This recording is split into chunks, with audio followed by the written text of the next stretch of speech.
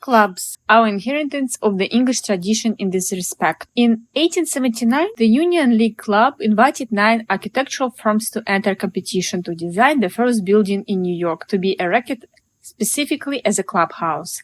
The Union League dated from the Civil War, when political sentiments forced some of its members to break away from the older Union Club.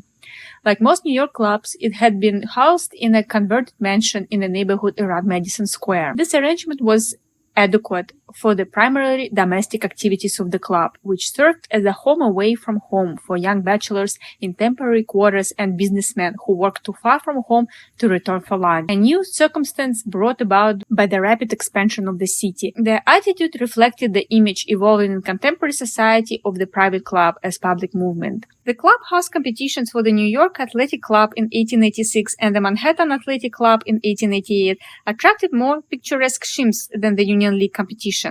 H. Edwards Ficken, who had tempted with gambrel on the quiet elevations preferred by the Union League Building Committee, won the New York Athletic Club competition. The Grolier Club, a literary club which moved from rented rooms to a Romanesque-style clubhouse built for them in 1890 by Romain and Stever, and the Colonial Club, Henry F.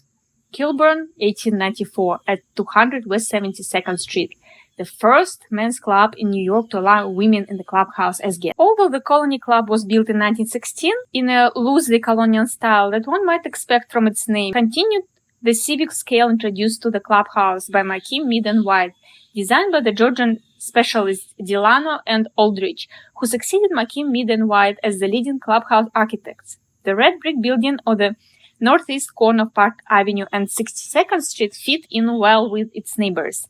Together with Delano and Aldrich, Third Church of Christ Scientist and the block of Georgian-style houses on Park Avenue, ballroom and a reception room that could be entered by side entrance on 62nd Street, a swimming pool in the basement, a gymnasium and running track, squash courts, separate dining rooms for members and non-members, 20 bedrooms and 12 maid rooms. The first clubhouse in New York built for women, it was designed in 1904 by White and constructed in 1905 at 120 Madison Avenue, just above 30th Street. The 6-story Georgian building ran 100 feet along Madison Avenue, but was still less than a half size of Delano and Aldrich later Colony Club, and maintained an intimate domestic scale that was considered appropriately for venerably connected and socially prominent ladies. The deep red bricks were laid with the headers showing a practice usually reserved for non-bearing construction. White was severely criticized in architectural journals for an immoral use of material. The colony was large enough to provide meeting, dining, reading, and athletic facilities, but the character of the interior was as domestic as the exterior. White collaborated with Elsie de Wolf on the decor just 2 or 3 years after she had left the stage to begin a career in interior decoration.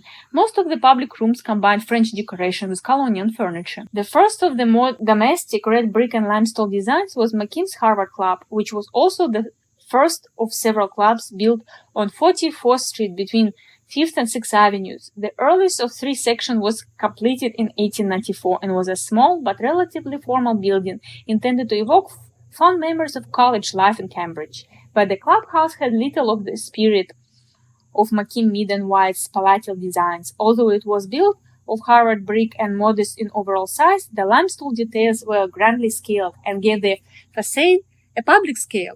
Later additions, the Majestic Harvard Hall, a triple-height wood-paneled room that extended the club through the block of 45th Street, and an aesthetically unfortunate 6-story section added to the west side of the club after McKim's death, vastly increased the size of the building without greatly increasing its formality. The last club in the Palazzo tradition by McKim, Mead, and White was the new Racquet Tennis Club on Park Avenue. Designed by the office in 1916 after McKim and Mead were dead and Mead had retired. It reflected the severity of the Palazzo Antionori in Florence, but the clubhouse was nevertheless a somehow tired design done under the supervision of W.S. Richardson, best known for his fine business sense. A loggia at the center of the front elevation recalled the facade of the Century Club and pointed out the vast size of the Racquet Club, which extended a full block along Park Avenue.